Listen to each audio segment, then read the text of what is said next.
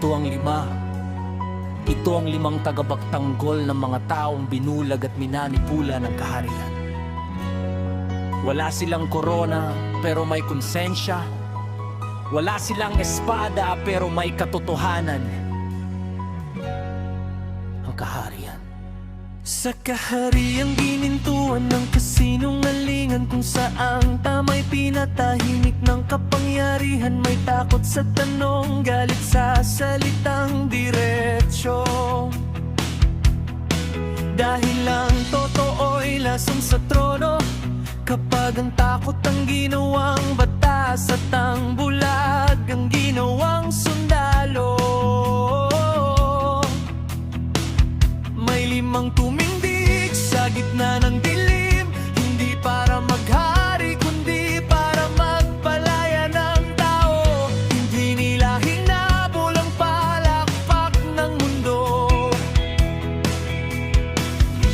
pinili nila ang bigat ng totoo. Kung may masaktan man sa bawat salita, mas mahalaga ang gising na konsensya.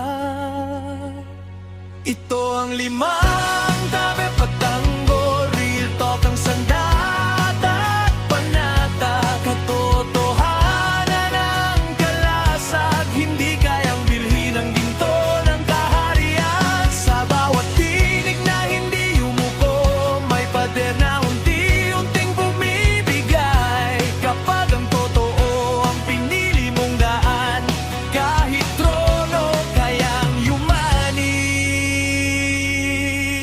Kapeso Tarax, modernong Robin Hood ng panahon, nagnanakaw ng katotohanan pabalik sa taong gutom. Hindi ng yaman kundi ng boses na inagaw, ibinabalik sa masa ang dapat nilang malaman. Target niya ang sistema, hindi ang tao. Kalaban niya ang bunaan ng huwad na pangako. Real talk ang pana, hustisya ang tama. Kapag tumama, nagigising ang diwa ng bayan. Hindi siya santo, hindi rin perpekto, pero hindi niya ipinagpalit ang konsensya sa respeto. Kung ang kaharian ay takot sa tanong niya, ibig sabihin tama ang tinaparin niya. Joel Salcedo, pundasyon ng lima, tagapagtatag na hindi kailanman naghari-harian.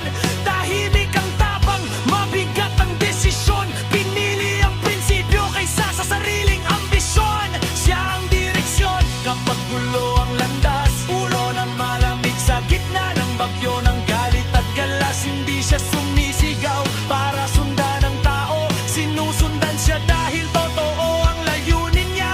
Kung ang kaharian ay gusali ng kasinungalingan, siya ang haliging hindi kayang gumuho ng paninira. Leader na hindi nasa unahan para purihin, kundi nasa likod para itulak ang iba sa liwanag.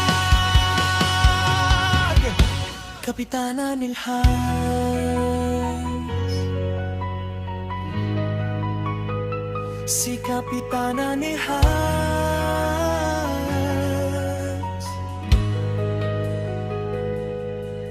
mas matalas pa sa espada ang real talk niyang dala. Katotohanang walang kapa, bawat tangan niya'y hiwa sa tabing ng huwad. Bawat sagot naglalantad ng hubad na trono't maskara.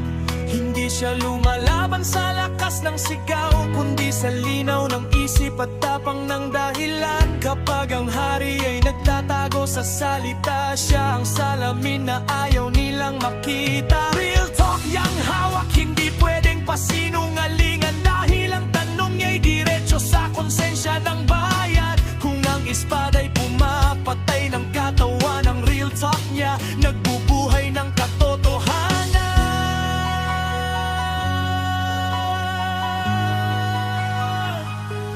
Marilyn Chan,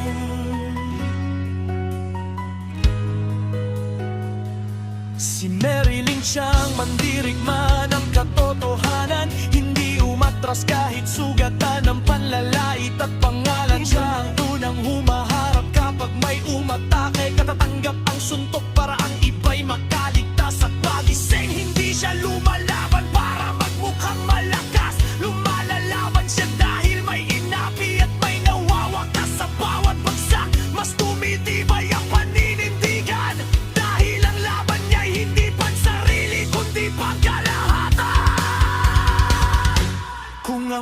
kaharian ay marunong manakot. Siya ang paalala na ang tapang ay may ugat sa puso. Fighter na hindi winawasak ang karo, kundi ang kasinungaling ang bumibihag sa mundo. Hindi siya tahimik na mandirigma ng pag-iisang prinsesa, ang dahilan ng bawat pagtindig. Hindi para sa corona, hindi para sa palakpak, kundi para ipagtanggol ang inosenteng walang kalasag sa mundo. Sanay sa dahas at ingay, pinili niyang ipaglaban ang purong dahilan. Katotohanan ng alay, tapang ang patata. Dahil kapag mahal mo, hindi ka nananahimik sa mali. Hindi lahat ng bayani sumisigaw sa laban, may iba na lumalaban dahil may pinoprotektahan. At sa bawat hakbang ni Mission sa dilim, may ilaw na umaabot sa prinsesang mahal niyang ingatan. Kapag ang kasinungalingan ay ginawang batas, ang katotohanan ang nagiging rebelde sa landas. Hindi sila perpekto, pero hindi sila bayaang mas pipiliing ilang masapang kaysa maingkas ang tapat. Ito ang 5